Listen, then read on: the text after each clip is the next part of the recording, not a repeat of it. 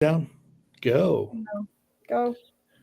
All right, folks, we are live and we're going to see if Lori can see anything on her end. She can't. So it's still counting down. Also, it won't go live on Facebook until. Oh, Uh, we can see that. Oh, okay. Mm-hmm. so let's see. What is 5, 4, 3, 2, 1. And we are live. And is there any delay, Lori? Like when I speak, are you hearing it basically right now? I have you on mute so it doesn't interfere with what you're doing. Gotcha. But you think we are live. Okay. It looks like we got a couple of watchers on Facebook right now. So welcome everyone. My name is Jay Cummings, Business Development Officer and Marketing Director for People's Trust Company. We have 5 branches in northwestern Vermont serving the area with business loans, commercial loans, and business consultation. And those of you that know me know that I've hosted, you probably don't know that I've hosted 130 workshops in the last 7 or 8 years. And all of those, I think almost all of them have been in person. And lately I came across a nice application that we can do virtual events. And I wanted an application where it wasn't just like Zoom, where you just threw it out there and did an easy, quick question answer by chat and stuff. So the application we have here is what we can do is we can bring on viewers onto screen and they can interact with my 2 guests that I'll introduce in just a second. And really what we want to do is, and people that know me, they know that I do all of this to help education. And it really came about years ago when I was doing business development, getting people that wanted commercial loans and business loans, and we had to evaluate their business as part of the loan process. And I kept seeing a lot of the same similarities with folks of things that they could do to increase the top line and the bottom line. So I was doing a little bit of light business consultation one at a time. A lot of it was in marketing. And then as so many people had the same similar items that they could improve upon, I started doing it wholesale and recruiting more experienced and expertise and talent to come and do the workshops. And having said that, I have known these 2 ladies for quite some time now. They're part of a networking group in Burlington that it's quite serious networking.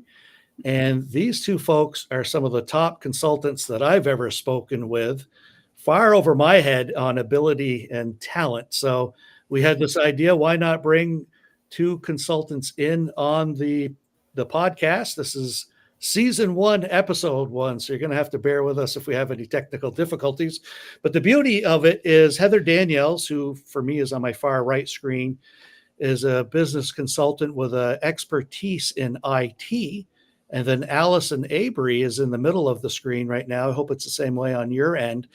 And she is a financial expert, and she is started off her career as a CPA, and then migrated into a chief financial officer, and has held that position with several organizations, larger companies in Burlington, and now is offering services as a fractional CFO. So a lot of time people's businesses are starting to mature, but you're not quite to the position where you need to hire a full 1.0 FTE CFO. So what Alison has is you can afford a fraction of a CFO, and you can have her come in once a week, once a month, or anything else that works for you. So why don't I stop talking? And I know I gave a preliminary introduction to Heather and Alison. Heather, why don't you go first and just fill in all the blanks that I missed on my introduction, and what that might do is spawn some questions from the audience later on that they know they can ask you to get some expert advice from. So go ahead, Heather. Absolutely. Thanks, Jay. Hi, everyone. So like Jay mentioned, I'm Heather Daniels, and I have 20 years experience in the IT sphere as well as an MBA. And my focus is helping businesses of all sizes ensure that their IT environment is aligned with all of their business goals. So that basically means, making sure that all of IT implementation is helping their business achieve their both short and long-term goals. And I'm really happy to be here today. It's gorgeous out, and just happy to share sort of any tips that I might have for you all.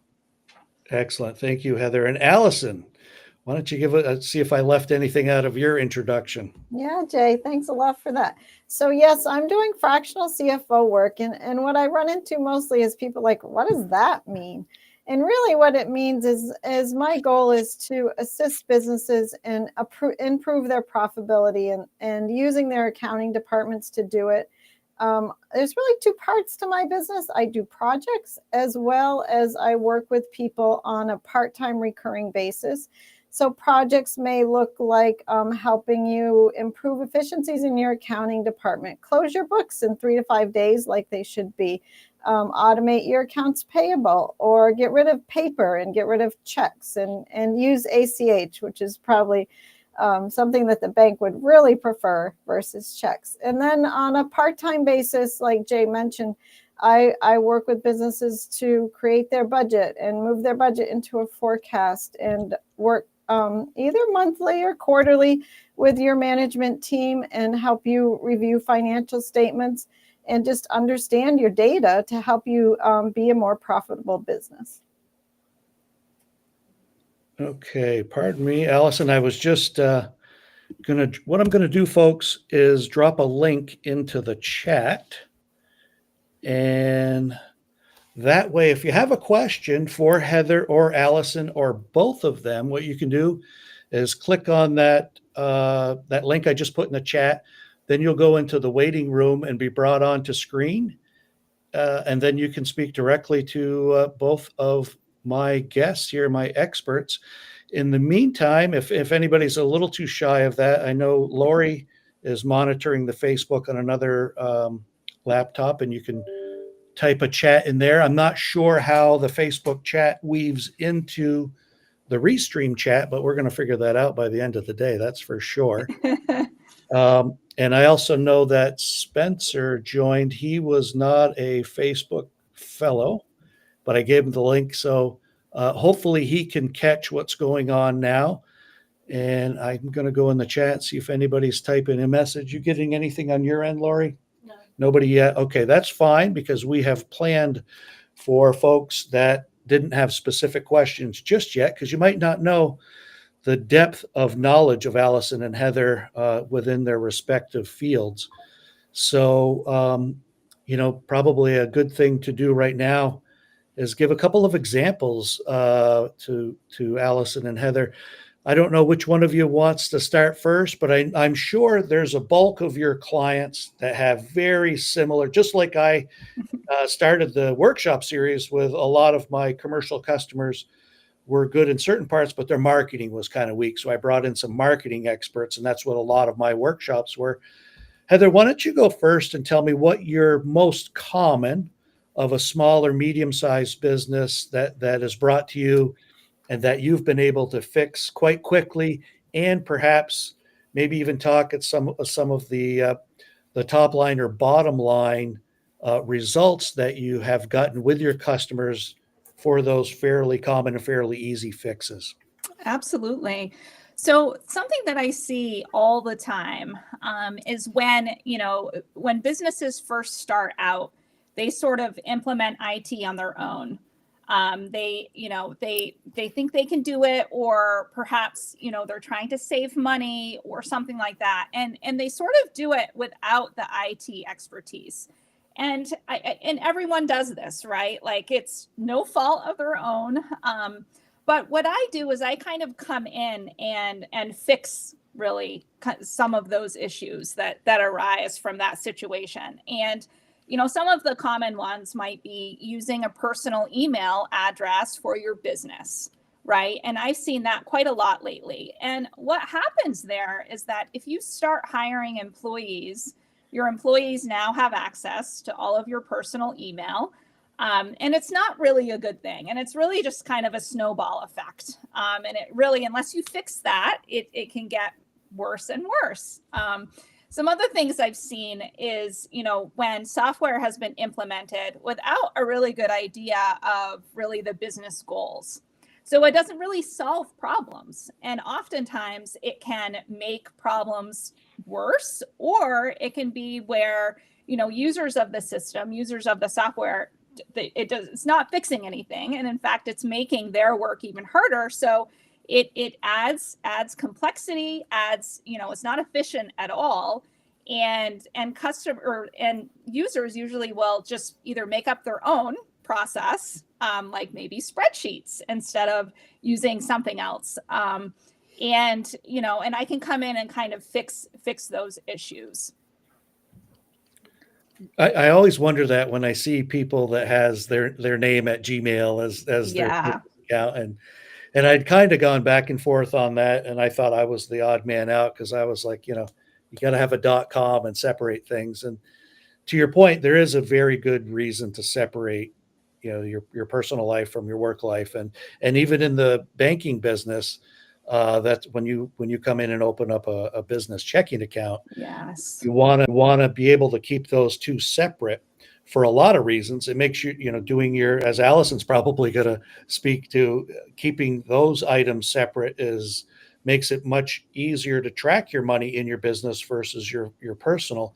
But the other thing that people might not be aware of how important it is to keep your checking accounts or your banking separate is if you start commingling those funds. Yeah. That might be one financial problem, but if you end up having a lawsuit and you think that your business is separate from your person and your business experiences a lawsuit, but they go and look at your finances and it weaves like that, they might be able to reach over that and start going after your house and other personal items. So definitely a great strategy and tip, best practice to keep everything separate. Absolutely. And the longer it goes, the more complicated it is. So it's really best to start right off the bat, having it, correct to begin with. Because I had a client where 10 years they were sort of doing this. And finally they said enough is enough. It was so bad where anything they Googled, either on their phone or on their laptop, their entire organization could see. And so it was 10 years of untangling, and that's very expensive for one, and just really, really difficult to kind of separate at that point. Okay, I've got two quick questions that popped in here. I think Spencer beat out Carrie by about a second and a half. They came in right on top of each other. Spencer's asking, what is the cost associated to a business email, and what are the steps to do this? Now, he says, I have a website, so I don't know if that helps in the process. That's a great question, Spencer. So really, it's not that expensive, and in speaking with businesses that are just starting out, I like to get a sense of where their goals are, and what their business strategy is first, because there's two really major players, right, when you're starting your business, and that is Microsoft 365 Office and Google Workspace. And I recommend both of those. And it really sort of depends on what you're doing in terms of your business and what you need from IT. I think Google Workspace is an awesome solution. And the cost for that, it's very reasonable. I think it's right around $10 a month to do that. And you can do like your name or your first initial last name at, and then whatever your organization name is. And in terms of, obtaining so you need to obtain the domain, which is what your organization's name is. And through Google, you can easily do that. It's really, really straightforward. Well, Heather, I think you just identified season 1, episode 2, all about Google Workspace.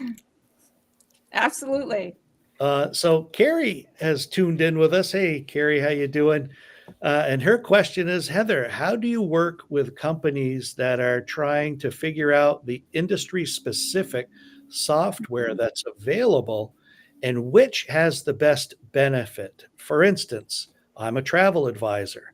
And there are so many pieces of software specific to the travel industry. I worry about which is best and would love to work with someone that can help figure that out.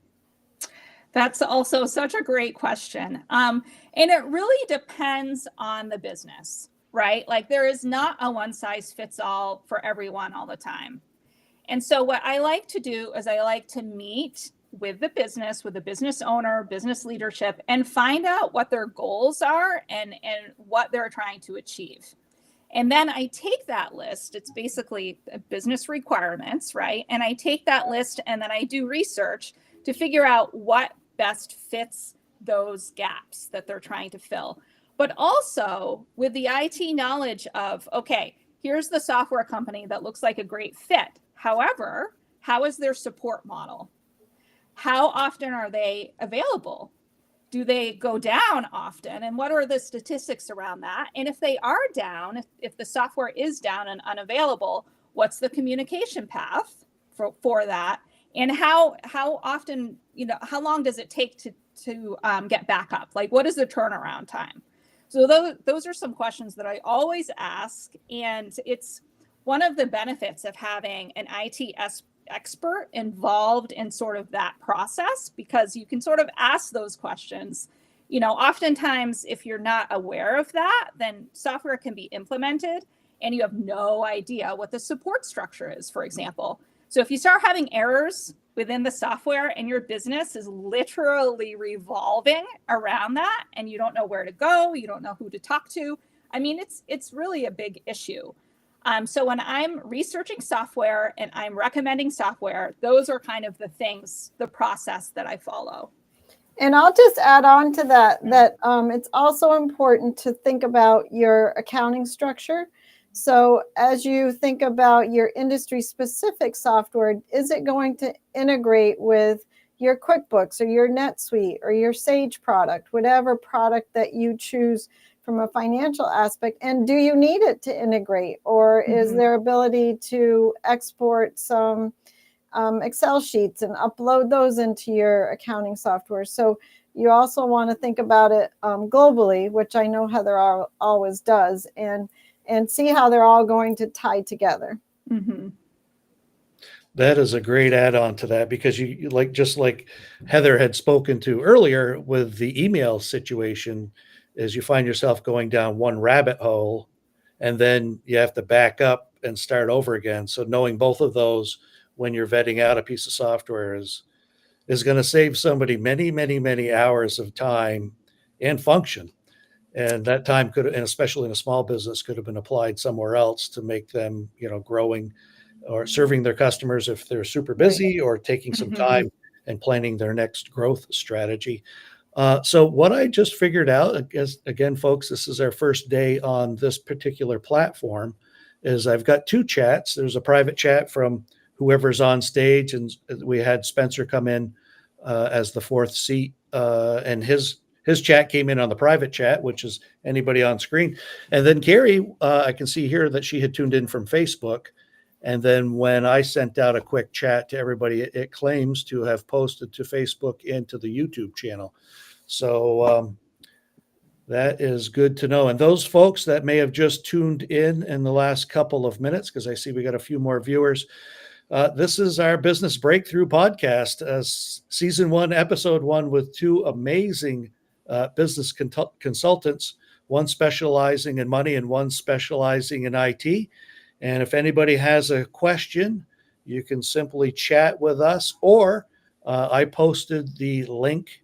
That's if you look in the public chat, it says studio.restream.io, blah, blah, blah. If you click that, we can bring you in on stage and you can have a face-to-face with Heather and Alison directly. It'd be great to see you. Yeah.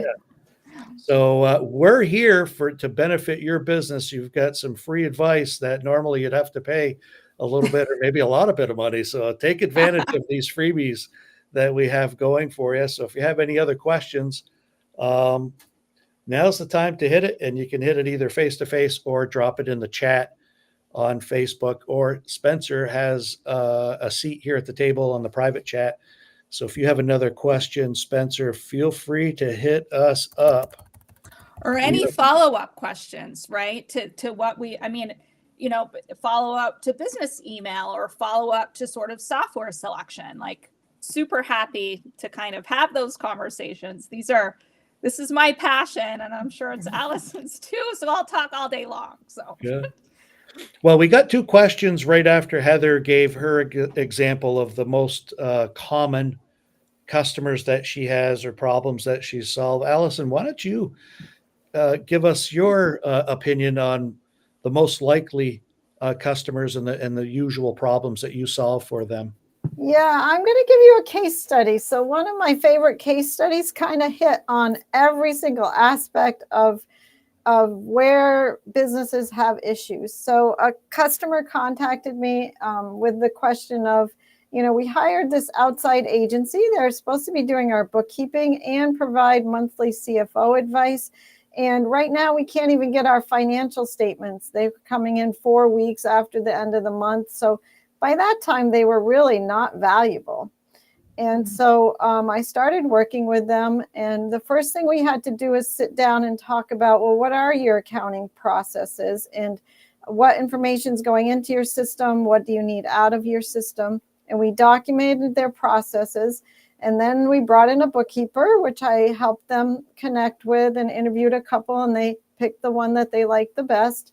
And the bookkeeper now does their bookkeeping on a monthly basis. But I also, at the same time, they weren't using QuickBooks efficiently. So QuickBooks has a lot of artificial intelligence AI features that now allow people to pull in invoices and drag them in and have it automatically input into their system for them, or use the bank transactions with recurring transactions that if you set up a rule, it'll automatically go to your financial statements. So a lot of those capabilities weren't being used. And so we set that up. So then the bookkeeper really only had to do what she was hired to do, which is, do the complicated transactions of recording your payroll and then balancing your bank statement and maybe cleaning up a few other things. And then on a monthly basis now, we meet for an hour and we review the financial statements and we discuss what was successful last month, what products really sold well, did we hit our margin targets on those products, and then what can we do different going forward, and let's look at the next 3 months in our budget and our forecast and adjust our forecast if need be. And that was the other thing that the company really wanted, is budget versus actual. And they didn't even know that they could do that in QuickBooks. So we established that. And then instead of, a stale budget, we actually look at it quarterly and we adjust it with the sales forecast that's new every quarter and margins as they adjust over time with purchasing variations. So that was a great instance where it just hit all the buttons. And that was 2 years ago, and we're on such a great cadence, and they are so happy. And they have information that now allows them to really run their business, because before they didn't have any information that allowed them to make business decisions about products and pricing and just expense levels. That's a great, I'm glad that you brought that up, of the bringing in the bookkeeper and for a dedicated position to do the job, and expanding on that. I remember with my business, I think it was only my third or fourth hire was a bookkeeper, because I was just getting way behind. And at the time I thought I was just doing this friend or acquaintance a favor because she had a need for a job, and I didn't think I was ready for one. And let me tell you, the second week after she was there, I was like, I should have hired this person a year ago, because it was so valuable to be able to have that information passed off to somebody else, where they're doing it consistency and with the frequency, and just uninterrupted to get it done quickly. And that was, I think people wait a little too long to hire somebody dedicated in that that area. Yeah, and there's so many bookkeepers that will do it on a part-time basis now even. So as your business grows, you can start with the number of hours you need and continue to increase it. And when it gets too much for your outside part-time bookkeeper, then you bring it in. But it is something definitely that people should do sooner than later. I do see that Spencer asked a good question. Is it okay to just do my accounting in Excel? I would say no to that. Just because, Spencer, you can do that, but you're losing capabilities that really bring a professionalism to your business. I don't know what kind of industry you're in, but you could, for $20 a month, use QuickBooks. And what QuickBooks is going to do is integrate with your bank account, your business bank account, as Jay mentioned before. And all your transactions come in through your business bank account and allows you to record them really quickly and easily. But it also gives you a professionalism on your invoicing. So you can create an invoice in QuickBooks, send it via email to your customer, and they can pay either via ACH, which costs you nothing, no fees for that, or you can set up credit card payments if you want to use a credit card for a receipt. And it just makes your business look really professional and allows you to grow really quickly as your business grows. So I would encourage you to look at QuickBooks and do the minimum for $20 a month, and you'll find it very worthwhile. That's great advice. Now, Spencer had one other question prior to that, and then I'm going to bring Carrie in on screen. So Spencer was asking about how to get good advice to review contracts for his business and for clients. And is that for clients that I may work for as a subcontractor? So I'm not sure what Spencer's business is, but would either of you or both of you like to address that for him? So there's and I don't have the name off the top of my head, but I'm certainly happy to provide it. I know that there is a woman lawyer in the Burlington area, and she does fractional lawyer work, like advice, and you can hire her on a subscription basis, so on a monthly basis, and she'll provide X amount of time each month. And I came across her about a year ago. She's lovely. So I can't remember her name off the top of my head, but from a legal perspective, it makes sense to probably talk to a lawyer, right? So I can certainly provide that information, Spencer, if you would. I mean, I would just need your contact information, but I would happily provide that. Yes, and I would add on to that. There's a lot of really great sole practitioner business attorneys that have packages that they'll do review of, standardized contracts, give you hints on what can be and can't be in there. And there's a lot of good services like that. And I know a couple of people too. So we could email you some recommendations after. That is good advice. All right, so we have Carrie. Let me see if I can bring her in. And Hi, Carrie. Hey, everybody. Hello, Let me- Carrie. Nice gonna- to see you. Can you hear me? Yes. Yes. Excellent. How are you? How's everybody? Great. Doing How are great. you doing on this Good. fine So day? Jay, Good. FYI, just so you know, when I was in Facebook, I clicked the link and I got into the backstage, and then there was an echo. So I had to shut down Facebook Yeah. so that I could only be on the screen. Just That as makes an sense. FYI future thing. Because going there's two forward. audio. There would Yeah. be two audio. Two inputs. audios were going. Yeah. So Yeah. FYI.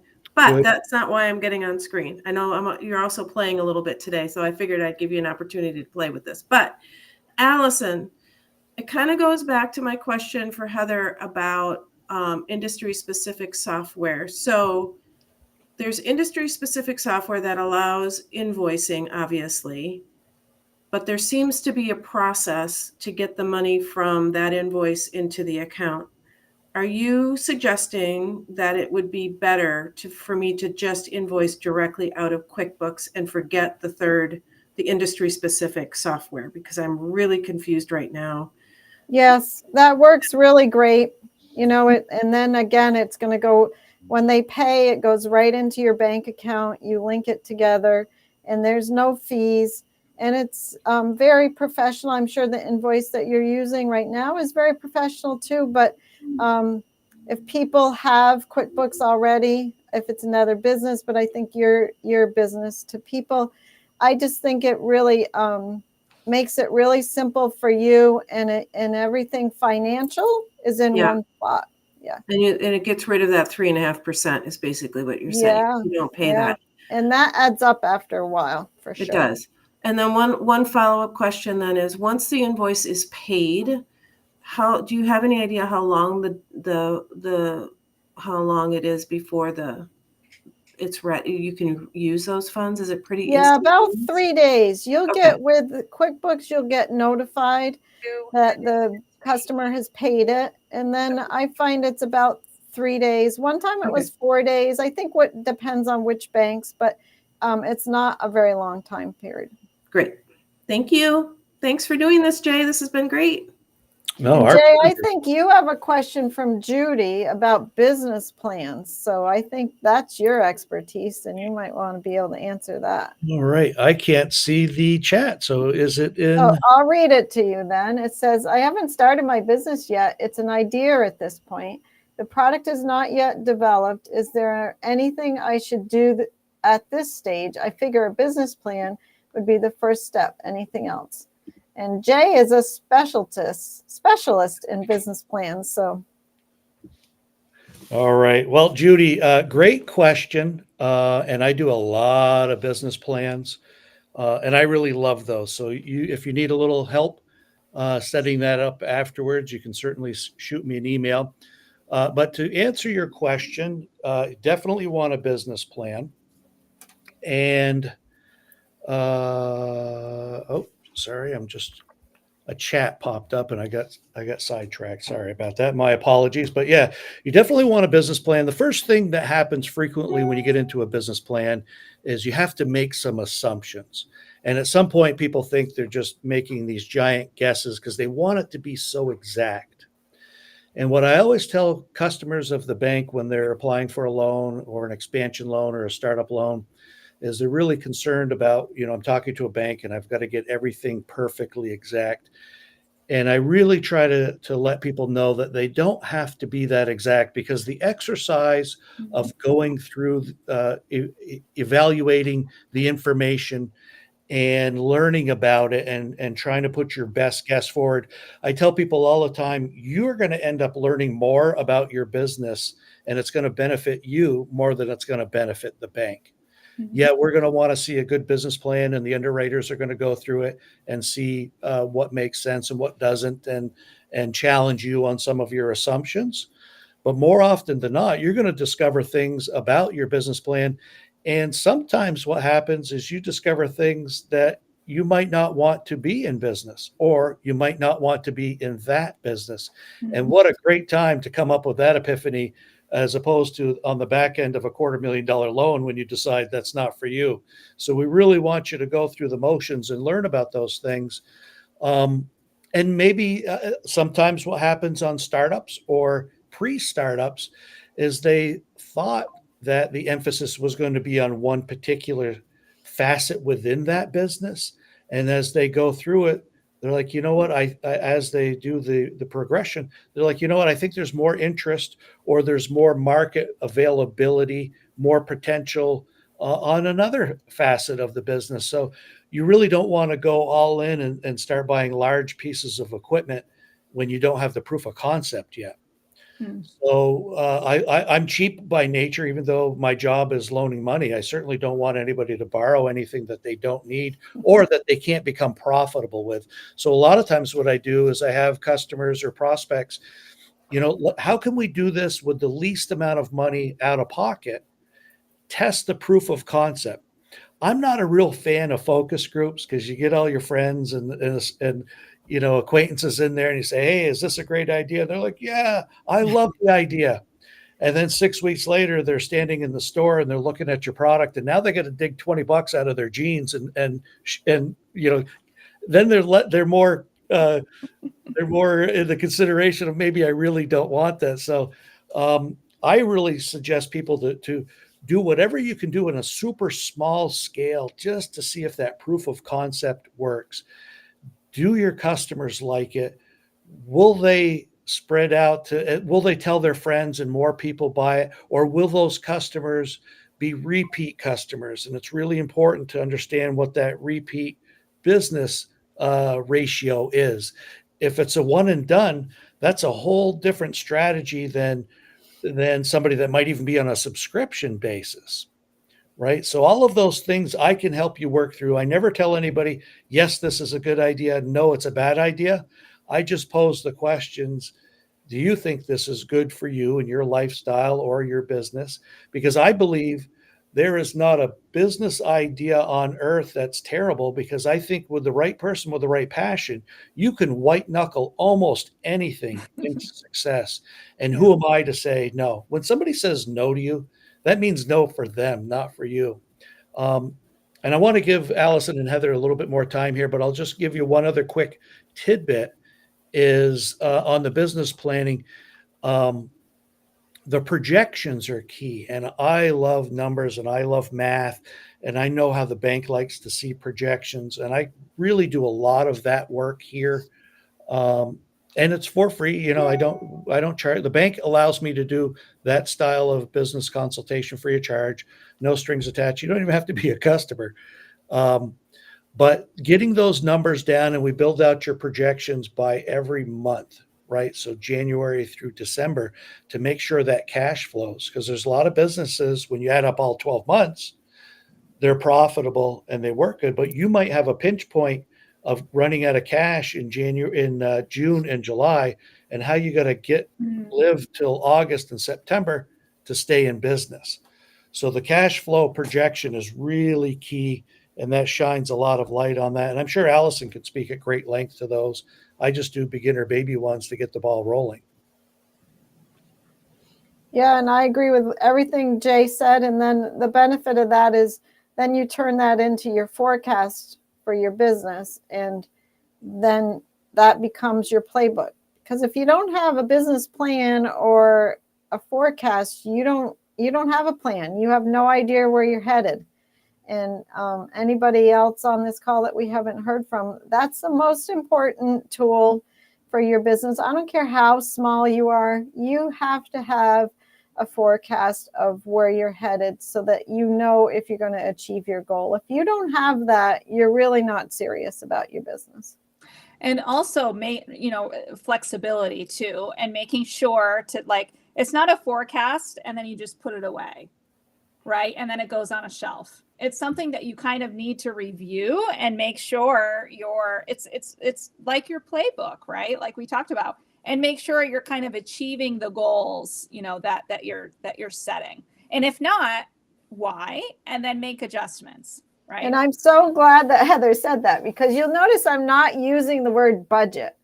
Budget is an antiquated product. Yeah. Really, what you want to think about is, yes, you may have to start with a budget, because you have to start somewhere. But then the minute you start with a budget, then it gets turned into a forecast, which exactly what Heather was saying. It's constantly iterating. You're constantly adjusting your forward look as your sales change. And I don't care if you're a consultant or you have a little retail business, you still have to forecast when do you think as you're getting projects. Wow, look at the month of August. I got a lot of projects going to happen. Then I don't know how I'm going to get all that done. Maybe I need to push some out, right? If you're not thinking that way and you're not looking at your numbers, then your business is running you and you won't be successful. Right. And it's at risk. You don't want to be surprised. Like, you don't want to be, like Jay said, where you were talking about like a starting with the end in mind. Yes, absolutely. Someone just posted that.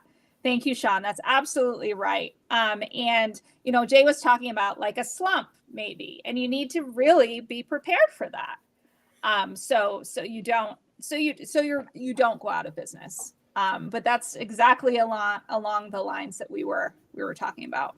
Yeah, because you might experience a decline in sales in January and February, but then your utilities are extremely high with some heat or whatever. So you have to get there. And just to reconfirm what Alison and Heather both spoke to at great length is when you do these forecasts, whether it's financial or the business plan, a product or service or a combination of the two, and may or maybe not applying for a loan, doesn't matter. That's your roadmap. And if you go to the bank and you say, look, I'm going to sell 25% of product A, and then 75% of my service is going to be on this other area. And that's what you intended to do. But the more you get into your business and the more you figure things out, at the end of the year, if you ended up doing 75% of product A and only 25% of service B, the bank isn't going to look at you and say, you didn't know what you're talking about. The bank is looking at you when you first provided that business plan, that it was very thorough and thought out. And if you get curveballs in running a business, which every single business does, it seems like almost on a daily basis, you have the wherewithal, the personality, and the aptitude to figure it out. So you don't have to worry about being, casting in stone these forecasts that you're doing of products and services or whatever. You're mitigating the risk to the bank that I'm smart, I'll figure it out, I'll adapt and override and reinvent myself into something else. Because when I do motivational pitches, I always come back to the most powerful word in the English language is yet. You just haven't learned that yet. It's not that you don't know. Yeah. I'll figure it out. It's all about the mindset. Yeah. Yeah. And whether you're a product business or a service business, the other most important thing is understanding your margins. You always have to be constantly watching your margins and making sure you understand each different service or product that you're providing and how much are you making for that. And even somebody in the service business, if you give somebody a quote, say, I'm going to do that project for $3,000, and then you end up spending double the amount of time on it, you'll only know that if you're tracking your time and making sure that next time you get a job like this, that you do it correctly. And to that, and that you invoice it, that you estimate it correctly, because it's a constant changing world that we live in. And so you have to be ready to constantly change. But data is going to drive your decisions and your changing. Go ahead, Heather. And to that point, Allison, I had recently worked with a client who provided a service that was well sought after, but she had no idea if she was charging the right amount. No idea. She'd never done a cost analysis. And I said, okay, full stop. Like, let's take the time to do this. And what we discovered was that because of the materials that she needed, the time that it took, and gas for her vehicle, like, she was making no money on the services that she was providing. And I said, okay, so really, we probably shouldn't even be doing this service anymore. Or you need to charge X amount of money. And these are decisions that you need data and information for in order to make them. Like, that's a huge risk. I mean, if you are charging, it can be a service, it can be a product, if you're charging not the right amount, I mean, you will definitely fail. Like, that's like a huge major red flag. So having that data and like running your business based on that data, that's a huge, something that you have to do. There's a great book. It's been a long time since I've read it, but I think it's called Islands of Profit in a Sea of Red Ink. Have you guys read that? Mm-mm. The upshot of it is pretty simple, is that 20% of your customers will make you 80% of your profit. Oh, I've heard that. Yeah. And then 80% of the business you're doing is in such lower margin and stuff. And when I was running my business that I had prior to coming to the bank, I fell into that trap frequently, because you've got 10 people downstairs working, and then you've got some lower price jobs coming in that you had agreed to the lower price because it was that price or not at all. And you're like, well, I'll run that this week so I can make payroll. That's about it. And in hindsight, I wished I had never gone down that road. In that business, it was contract work, which was really like a commodity. Mhm. And I should have never really done that. I should have focused on, because I was in, embroidery, screen print, promotional products. And, a lot of that's labor intensive. And then we had the promotional product side of stuff where you would just send it out. What, it could be pens, it could be brief bags, and all of that ad specialty stuff. And I would spend 4 hours with a local tradesperson talking about the 12 embroidered polo shirts that he wanted for his business. And then I get back home and I'm going to date myself. The fax machine kicks on and there's a $50,000 Padfolio order in there that I've got a 33% margin on. And it takes me 30 minutes to shuffle paper. So I made 20 grand in a half hour. And Right. then the other job, I was already lost money before we even did the order. Yeah. So does anyone in the audience have any technical questions that they would like answered regarding IT? You have IT issues, or are you wondering which things to use, or do you have some QuickBooks automation questions or efficiencies in your business that are lacking? While we get answers to that, Allison, I think, I think it would be interesting if we talked about ROI a little bit. Allison and I have been specifically discussing this topic recently and sort of, investing ROI up front and how much money you can save long term.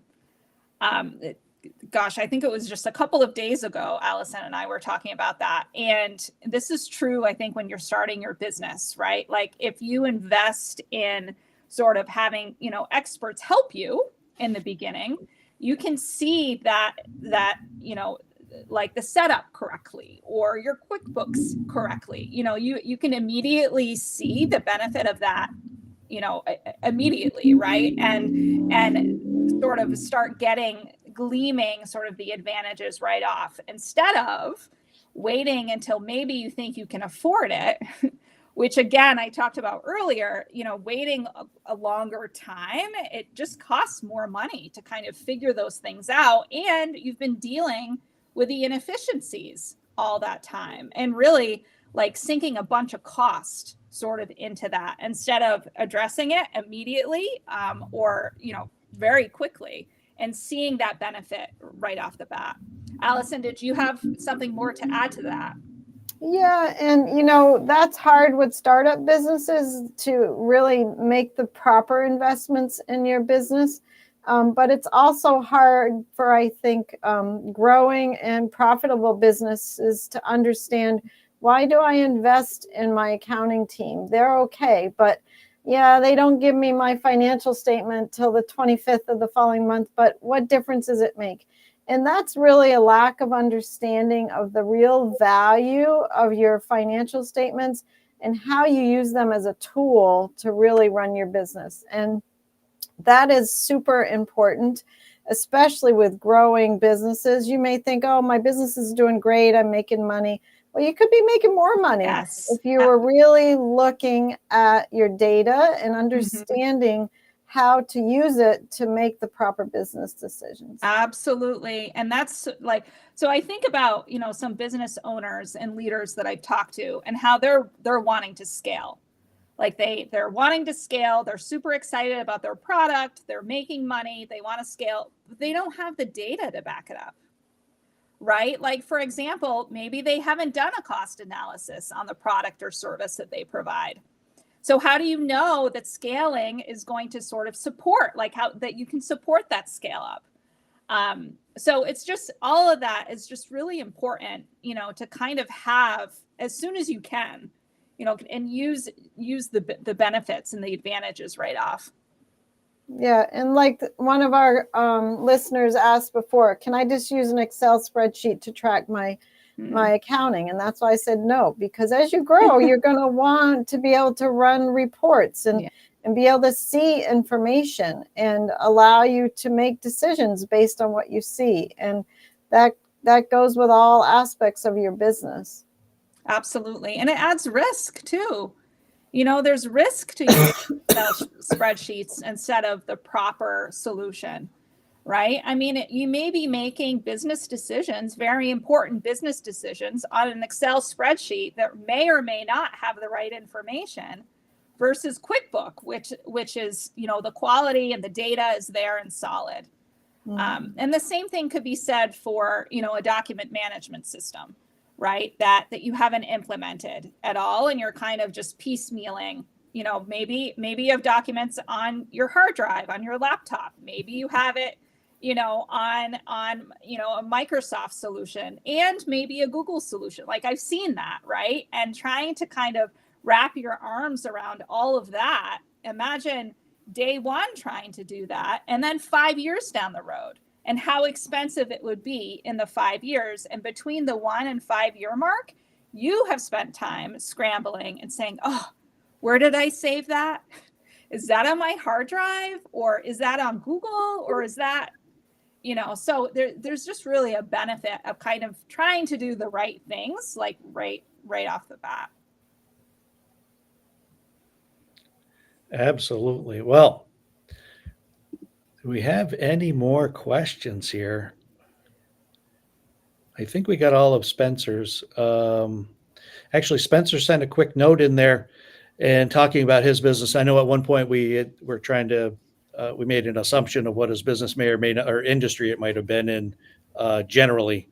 And he actually is a quality consulting firm doing safety programs for small to mid-size food manufacturers to be sure they meet the FDA state food safety regulations.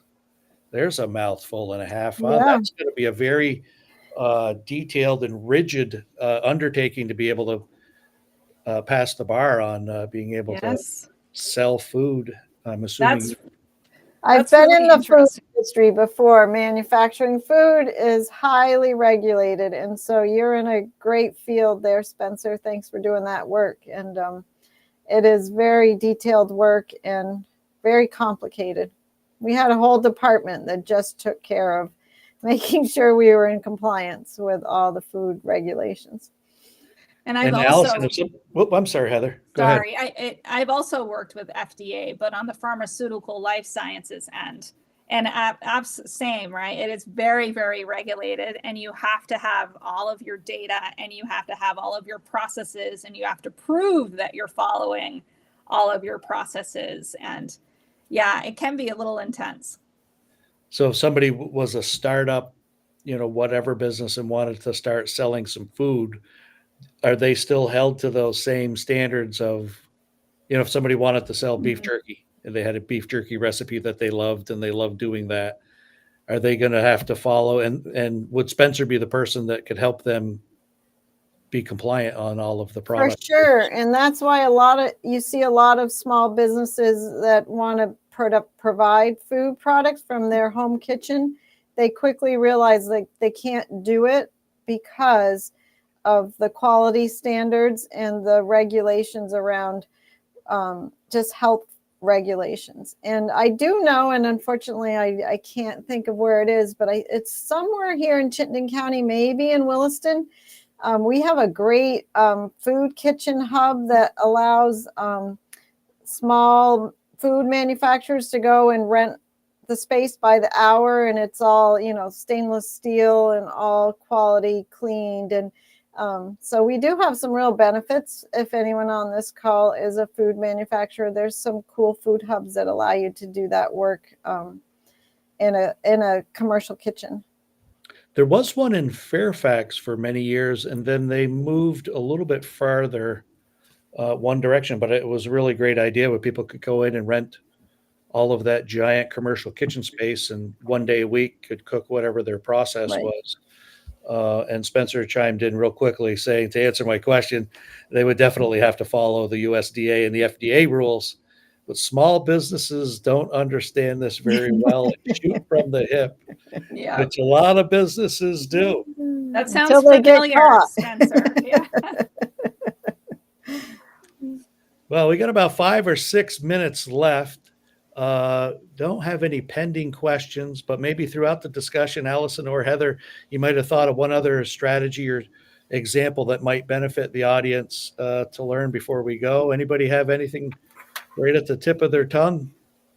Yeah, I will just say that if anybody's on the call and they are doing QuickBooks Desktop, they've been in business for a while, and maybe they've been on 7 or 8 years on the desktop version, just know that the desktop version is, as you probably already know, is being put to the shelf, and they really want you to upgrade to the online version. Upgrading is not hard, but when you do that, it's a whole new software and it's totally different. So I do training on the online version and help you create new processes. And that's really important. And I think that anyone on the call that's resisting the switch from desktop to online, it provides so many efficient features, including the AI and other technologies of linking your bank account. It's just night and day what the online version will provide you for benefits. Excellent. And I would just say, oftentimes when I'm first speaking with clients, they feel almost bad about how systems are set up and how they're doing their processes and whatever. And I would just say, like, you're in business to do what you do, right? You're in business to sell the service, sell the product that you're an expert in. And no one can be an expert in all fields, right? And it's okay. Like, that's okay. And it's okay to get help. Like, that's okay to get help. And you should be getting help.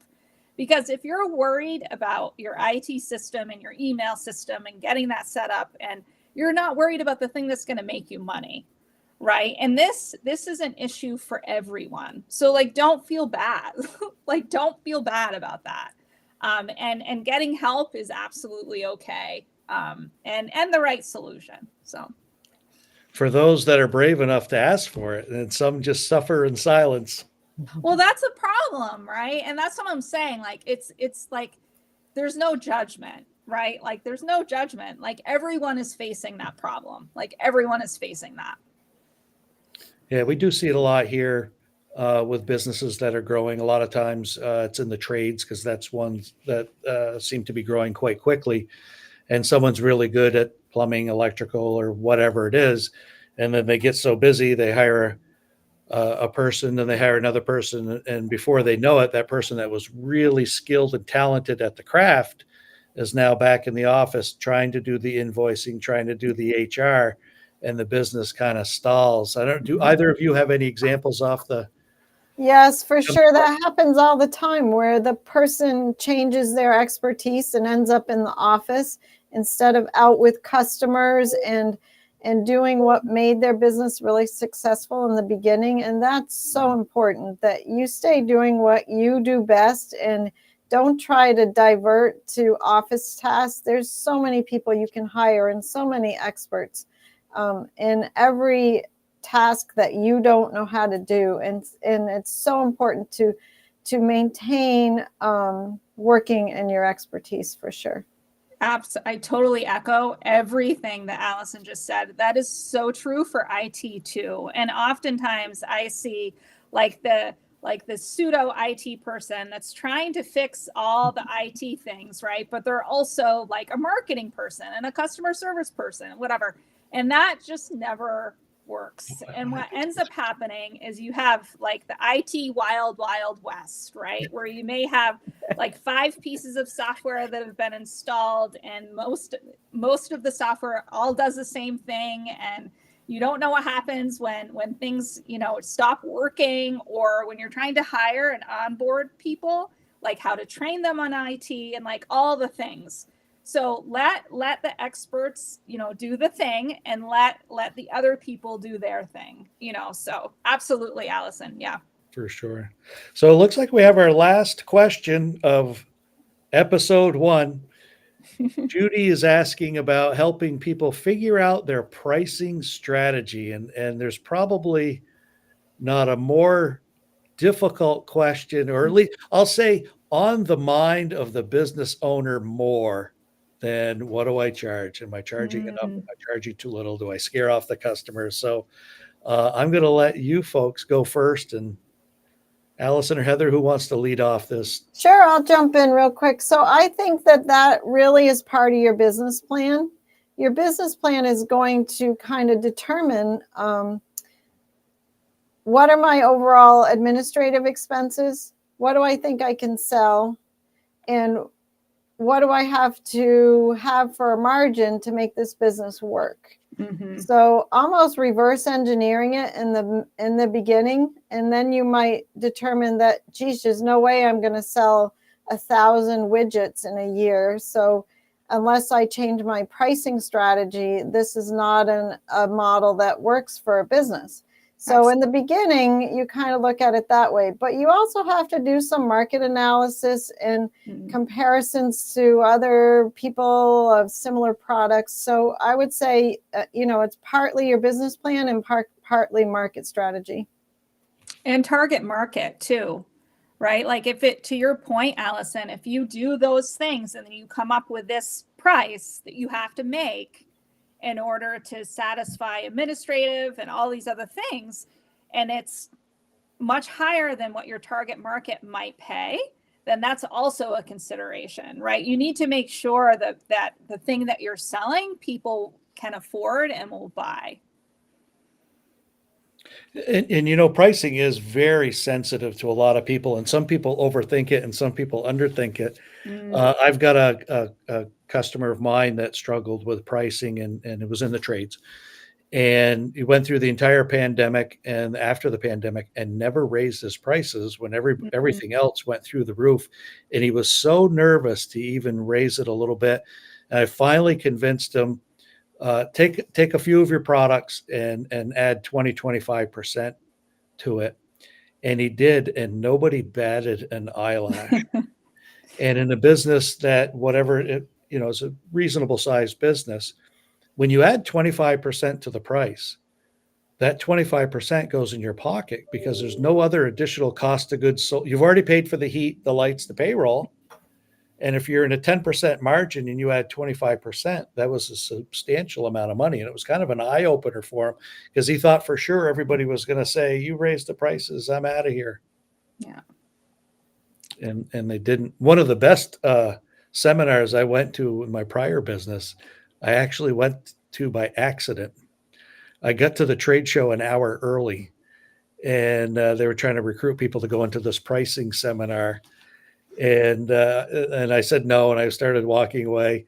And the guy lured me in with breakfast. So I said, I'm only going for the meal. So I go in there, the place is packed. And the guy was phenomenal. And I actually hired him to do a seminar many, many years ago. And he actually goes across the country talking about it. And he gave a couple of examples. Everybody thought price was the most important thing in acquiring their next customer. And then so the room, it was in Boston. There was a couple hundred people in the conference room. And he said, you guys are all, he gave an example of, football is your life.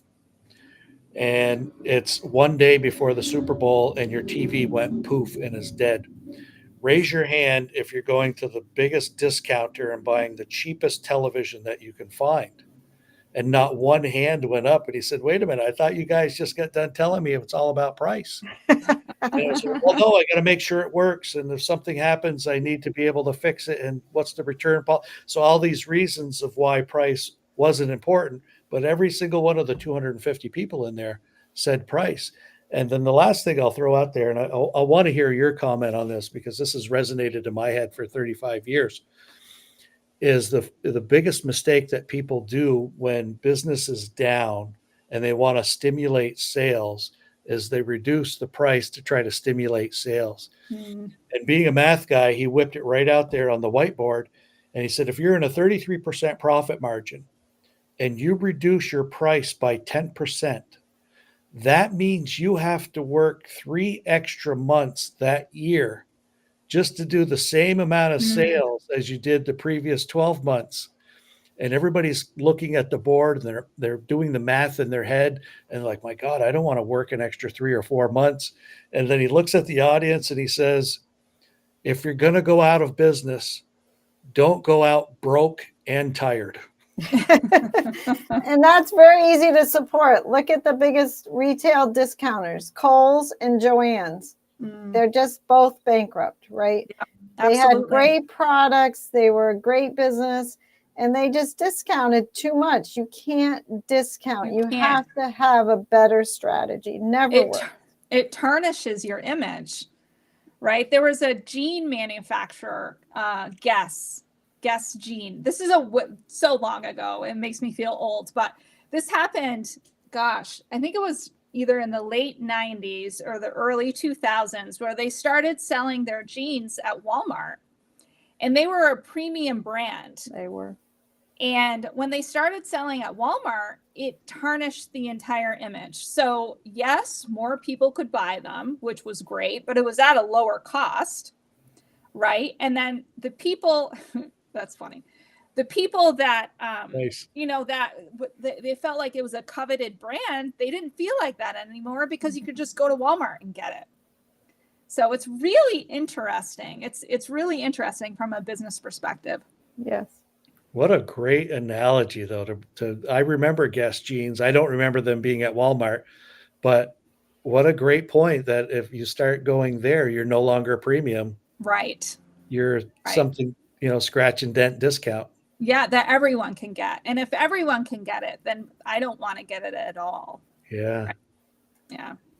All right, folks. Well, we are just a few minutes over the scheduled hour. I want to thank the two guests and experts that came on the show today to the season 1, episode 1, and there'll definitely be an episode 2 to the People's Trust Company Business Breakthrough Video Podcast. Heather Daniels of the IT space is so very knowledgeable there and an expert in that. So you definitely want to look her up and pick her brain on if you have any IT issues. And Alison, our CFO, our resident money person. Thank you both for coming on. Any parting words of pearls of wisdom to our guests, and then we'll let everybody head off to lunch. I just want to say thank you so much for this opportunity. It's been lovely to talk the last 60 minutes. Happy to do it and just passionate about the conversation. So thank you, Jay, for sort of organizing this and establishing the platform. Appreciate it. Well, thank you for super fun, and I hope that there's some listeners that got some valuable tools out of it, and they found it valuable, because really our mission is to help all businesses, small to medium to large, in Vermont. And that's absolutely it. So you stole my ending, Alison. So next time I'm going to have you do it for me. All right, everybody. Just like Alison said, I hope you found some value, and tune in next time to the Business Breakthrough at People's Trust Company. Thanks, folks, and have a great day. Thank you, everyone.